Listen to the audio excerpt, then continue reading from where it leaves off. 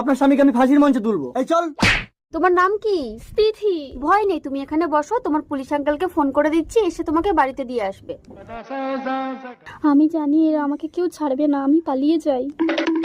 Sir sir বিশ্বাস করুন, স্থিতি কোথায় আমি জানি না স্যার।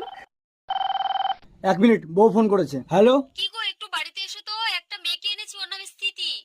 স্থিতি? তার মানে তো আমার মেয়ে। স্থিতি আপনার মেয়ে? এই ক্রিমিনাল, যা আপনি চলুন। তাড়াতাড়ি চলুন। ও আমার মা গো, মেয়েটা কোথায় গেল গো?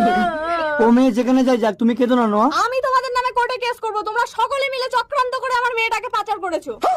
আন্টি আমার বউ কই? বউ মানে? ওই তো বিয়ে করার জন্য মেয়েটাকে এনেছিল। এই ধরুন ধরুন, ওকে ধরুন। এই রুক। আমি তো ওকে কিডন্যাপারের হাত থেকে বাঁচাতে চেয়েছিলাম। কিন্তু এই কৈলাসের চোখে ধুলে দিয়ে কেউ পালাতে পারে না। স্থিতি ভুল করে বর্ডারের দিকে চলে যাচ্ছিল, তাই তোমার মেয়েকে ধরে এনেছি নম্রতা। ও স্থিতি শুধু আমার মেয়ে, তোমার মেয়ে না কৈলাস? নম্রতা? কাঁদিস না মা, ওই দেখ